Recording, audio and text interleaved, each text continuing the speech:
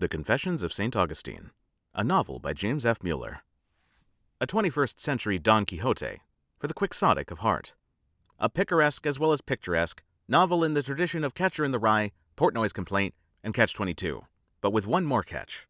The narrator is the artist. Set against the backgrounds of drawings and paintings as diverse as Daumier and Degas, Hopper and Homer, the story is woven together in such a way it can only be described as a unique hybrid, a literary novel and an art book that has no rival in the history of the novel. Colorful, original, outrageous. The voice of a Holden Caulfield, Alexander Portnoy, Robin Williams, Jack Nicholson, and yes, even a Samuel L. Jackson, for starters.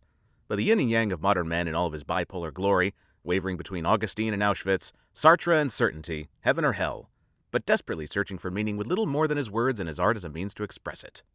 An MGM color palette with a Warner Brothers bite, Chuck Jones let loose in the art department. Good artists work within their chosen genre. Great artists transform it. Barbara Hardy. My paintings. The guy with the shaved head. I'm an artist now, but it's a long and involved story. I'm also broke now, too. That's also a long and involved story. I also shave my head now, too, like the guy in those paintings. That, too, is a long and involved story. It all started out right after my divorce. The shaved head, that is. The art started long before that. It's probably what caused the divorce. Anyway, I just signed the final papers, left the divorce court for the last time, my ex-wife screaming at me for more money, her lawyer trying to keep her from clobbering me with her pocketbook, my lawyer giving me last-minute excuses why I was now broke. All of this going on at the same time while I'm just trying to get out of there and wash my hands of the whole lot of them when I decided, why not?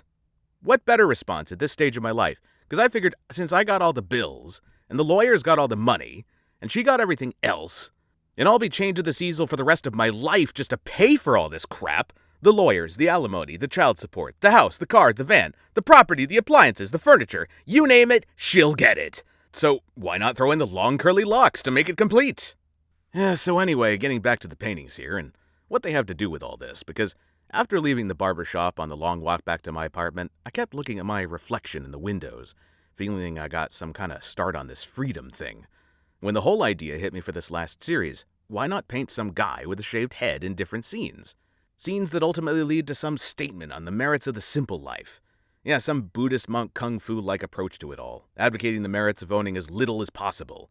After all, who was now better qualified to speak on the subject? To be continued. The Confessions of St. Augustine. Now available on Amazon.com.